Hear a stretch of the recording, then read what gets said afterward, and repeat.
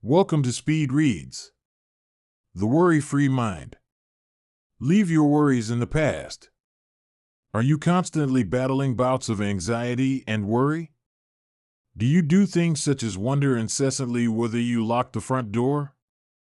Maybe you break out in a cold sweat worrying about whether you really sent off the right documents to the new client or whether you sent something totally inappropriate. Such worrying is normal, but it's also avoidable.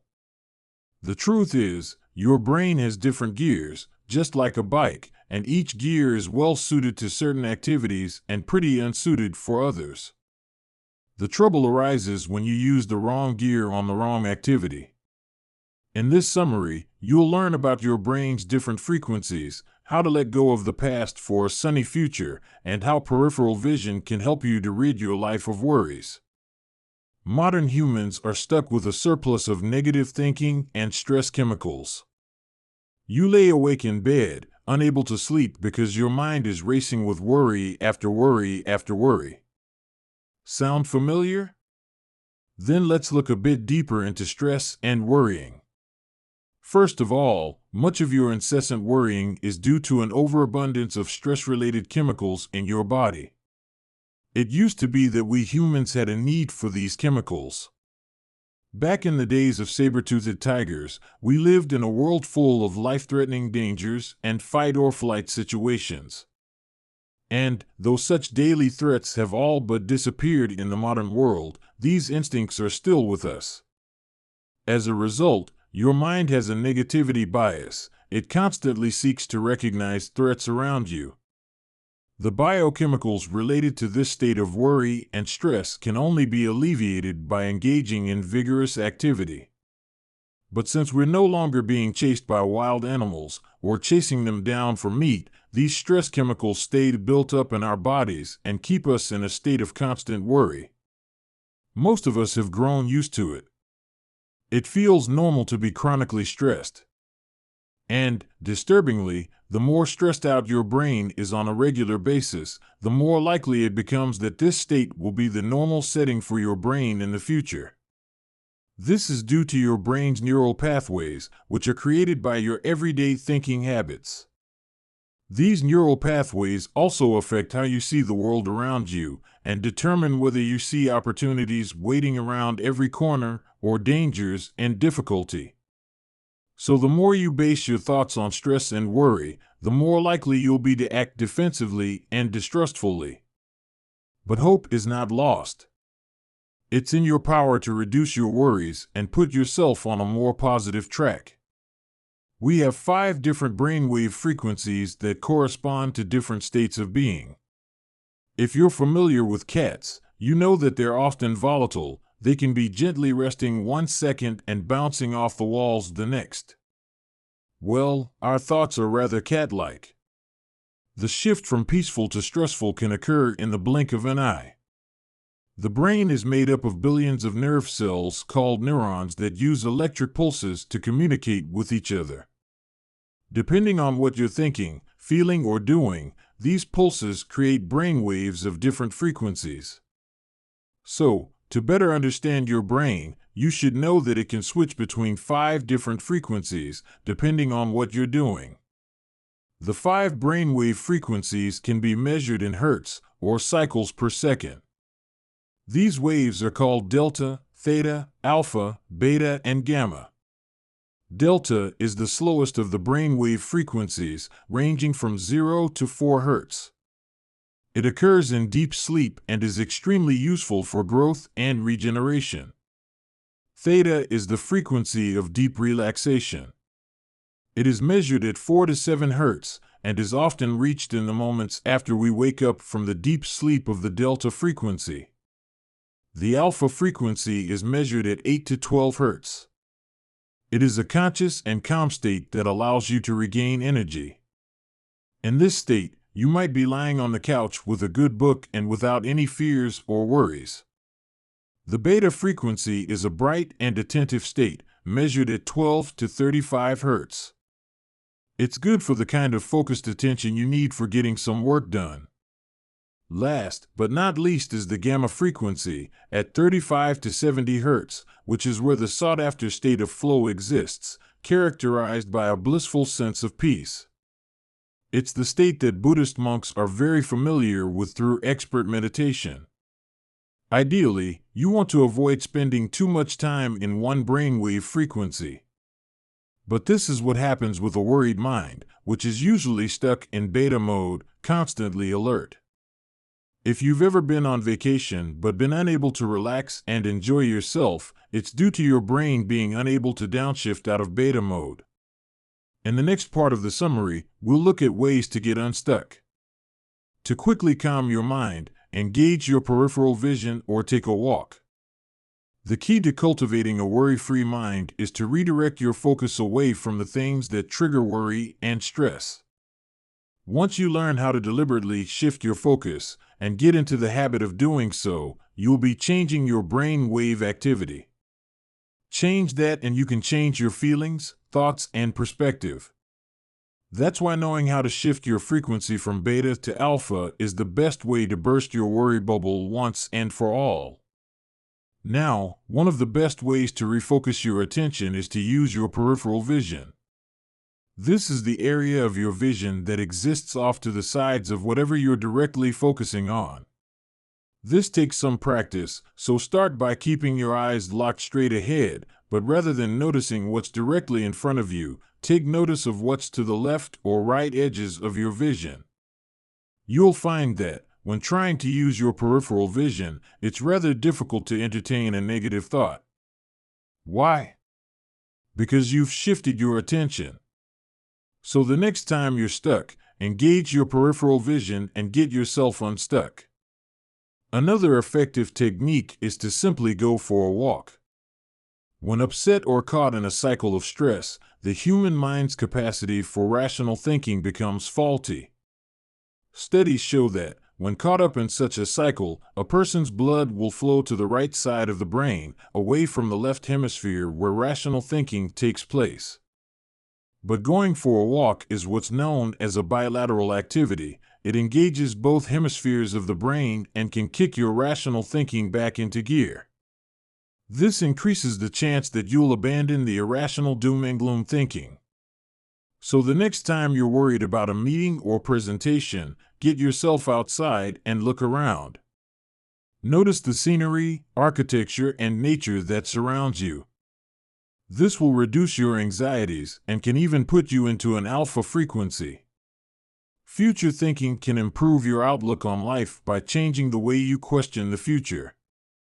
We often place people in one of two categories.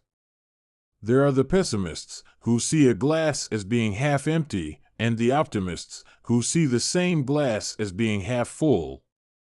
But a better personality test is to ask someone how they feel about the future. Are they excited and eager to see what happens in the next 5 years, or are they filled with dread? It's only natural to have some concern about the future, but when someone's really pessimistic, they're actually increasing the chances of being miserable. When you spend all your time worrying, you're blocking any chance of happiness, not to mention wasting energy that could be used to make a brighter future.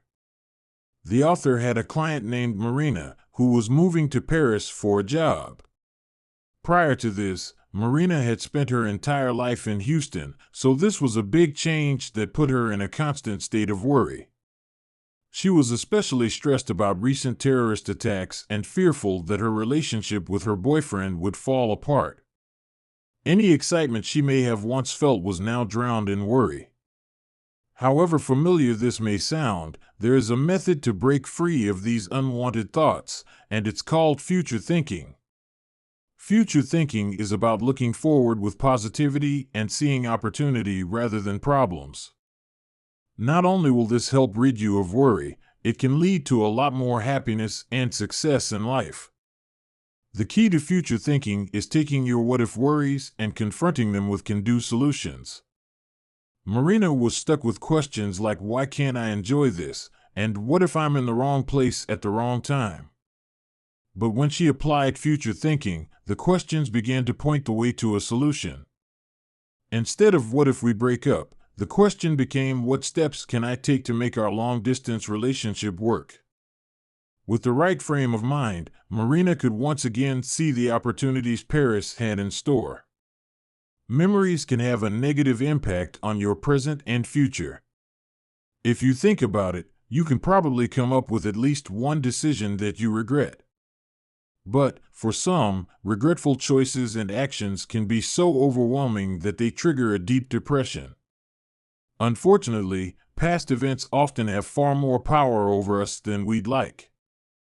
All of our memories have an emotion that goes with them, usually whatever emotion we were feeling at the time. But if we keep thinking about a certain memory, we can get stuck in that emotion, which is particularly bad if it was a traumatic or sad event. When we get hung up on a past regret, it also prevents the mind from focusing on creating new and better emotions in the present or recognizing opportunities for a better future. Gabriella is another one of the author's clients. Her problem was that she had trouble saying no and sticking up for herself. As a result, she often took on too many responsibilities, many of which belonged to other people. For Gabriella, this habit went back to childhood. She was the oldest sibling in a broken home with many financial struggles, and she often had to cook for and take care of her siblings. Gabriella regularly felt that if she didn't take responsibility, things would fall apart, a feeling that stayed with her as an adult. And so Gabriella didn't protest when her siblings expected her to take care of their elderly mother, and she never kicked up a fuss when she was severely underpaid at work. She simply added another job to her busy schedule. Ultimately, the only thing Gabriella couldn't take care of was her own well-being. Gabriella was stuck in a cycle of thinking that began in childhood, a cycle that became so routine that her mind began regarding being exploited as a normal, everyday part of life. But this is no way to live life, so let's see how we can break out. By asking the right questions, we can identify the sources of our worries. When life gets you stuck in a bad pattern, what you need is neurorepatterning. This technique first makes you aware of what triggers your negative emotional responses, and then empowers you to regain control over your reactions. In other words, it allows you to change your thoughts, feelings, and behaviors when certain situations or memories present themselves. There are 4 steps to neurorepatterning, the first of which is to identify the precise trigger by asking yourself probing questions, such as, is it certain people that make me worried or fearful? Or is it a specific type of place? Acknowledging your fear and becoming curious about it is the first step toward overcoming your worried state of mind. The second step is to get closer to your feelings. Do this by asking questions such as, is there a physical discomfort associated with my worries? Where in my body do I feel this pain? Is it a familiar feeling? Narrowing things down like this will help you get closer to a solution. For Gabriella, she felt her worry in her stomach, and she would feel it whenever she went to visit her mom.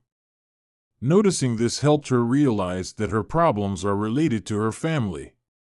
The third step is to ask yourself, what do I need to do to rid myself of this feeling? This question could help Gabriella, too. It could start with something as simple as Gabriella treating herself to a day at a spa. Finally, there are 4 feelings that you can keep in mind to refocus your mind and reduce worry: curiosity, lust, care, and play. So it's good to have a hobby that sparks your curiosity, such as food and exploring new recipes. Having a loved one is of course a fine way of keeping both your lust engaged and someone to care for. And finally, things like sports, a regular card game, or spending time with a young one can keep your sense of play engaged. With meditation, you can synchronize your brain in alpha frequency and thereby sustain a clear, worry-free mind. When you're overcome with worry, you want to be ready with the steps you can take to start calming yourself down and feeling better. The best way to do this is to synchronize at least part of your brain down to the alpha frequency. Ideally, with enough practice, you can reach a whole brain state. When this is achieved, a clear mind will be your new normal, and worries will be an infrequent and controllable part of life. The ability to synchronize the human brain to alpha was first demonstrated in the 1960s by the head of the Princeton Biofeedback Center, Les Femi. He used a biofeedback technique, which electronically monitors parts of the brain to keep track of their frequencies. Femi found that when multiple parts of the brain were in sync and running at the same frequency, they could communicate with each other in harmony. This state is characterized by clear thinking, better understanding of the world around you, and less anxiety and worry. Sounds wonderful, right? So what's the secret? Simple: using meditation to clear the mind completely. Meditation is a way of getting rid of the clutter that causes a brain to function poorly. It also helps bring the brain down from the frantic beta state and into the calm and cool alpha state, which is where you can chill out and live worry-free. In the 1970s, Anna Wise of the Evolving Institute and pioneering biophysicist C. Maxwell Cade found that meditation led to an increased amount of alpha frequency in the brain. They also found that their subjects, all advanced meditation practitioners, had more alpha in everyday life as well. Naturally, these people were a rather calm and happy bunch. So if you want more control over your mind and a stress-free life, start a regular meditation practice and start working toward a whole brain state. With a little patience, you'll be on your way to minimizing worry once and for all. Final summary. The key message in this book: it's completely natural to worry from time to time. But it's a problem when your life is controlled by fears and anxieties. Fortunately, there are ways we can calm our mind and get some relief. The brain is very capable of falling into patterns that constantly promote stressful thoughts. But we can add new patterns to our daily routine and, before long, change the negative into a positive. Actionable advice: say cheese. Next time you feel a bit worried about a job interview or taking an important phone call, try smiling. By holding a smile for a minute, you'll find that your worry will begin to vanish. That's because of the interconnectedness between your physiology and your internal, emotional state. So go ahead. Show those pearly whites.